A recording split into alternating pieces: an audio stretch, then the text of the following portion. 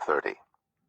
Woe to the obstinate children, declares the Lord, to those who carry out plans that are not mine, forming an alliance but not by my spirit, heaping sin upon sin, who go down to Egypt without consulting me, who look for help to Pharaoh's protection, to Egypt's shade for refuge.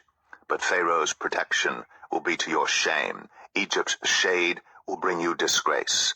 Though they have officials in Zoan, and their envoys have arrived in Hanes, everyone will be put to shame because of a people useless to them, who bring neither help nor advantage, but only shame and disgrace.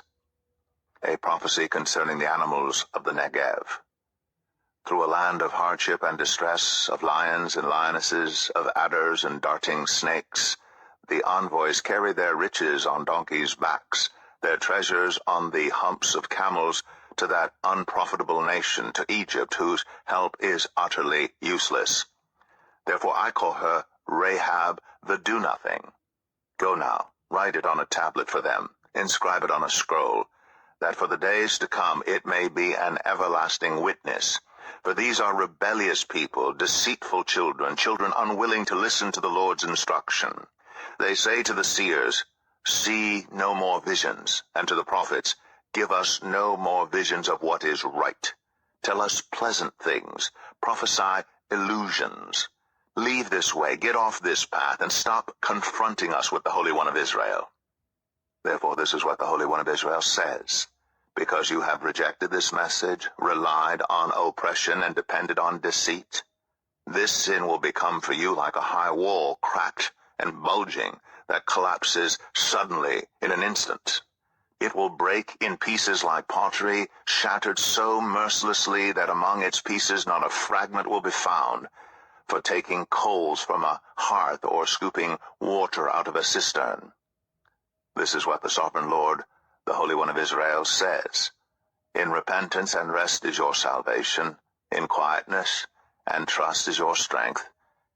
But you would have none of it. You said, no, we will flee on horses. Therefore you will flee. You said, we will ride off on swift horses. Therefore your pursuers will be swift. 1,000 will flee at the threat of 1. At the threat of 5 you will all flee away, till you are left like a flagstaff on a mountain top, like a banner on a hill. Yet the Lord longs to be gracious to you. Therefore he will rise up to show you compassion. For the Lord is a God of justice. Blessed are all who wait for him. People of Zion, who live in Jerusalem, you will weep no more. How gracious he will be when you cry for help. As soon as he hears, he will answer you.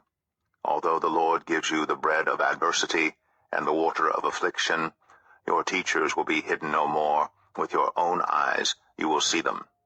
Whether you turn to the right or to the left, your ears will hear a voice behind you saying, this is the way, walk in it. Then you will desecrate your idols overlaid with silver and your images covered with gold. You will throw them away like a minstrel cloth and say to them, away with you. He will also send you rain for the seed you sow in the ground, and the food that comes from the land will be rich and plentiful.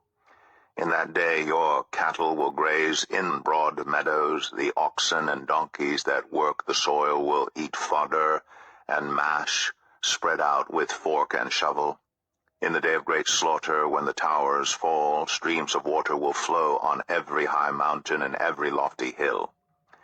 The moon will shine like the sun, and the sunlight will be 7 times brighter, like the light of 7 full days, when the Lord binds up the bruises of his people and heals the wounds he inflicted. See, the name of the Lord comes from afar, with burning anger and dense clouds of smoke. His lips are full of wrath, and his tongue is a consuming fire. His breath is like a rushing torrent rising up to the neck.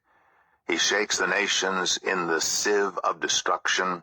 He places in the jaws of the peoples a bit that leads them astray.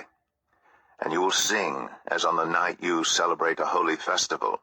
Your hearts will rejoice as when people playing pipes go up to the mountain of the Lord, to the Rock of Israel. The Lord will cause people to hear his majestic voice, and will make them see his arm coming down with raging anger and consuming fire, with cloudburst, thunderstorm, and hail. The voice of the Lord will shatter Assyria. With his rod he will strike them down.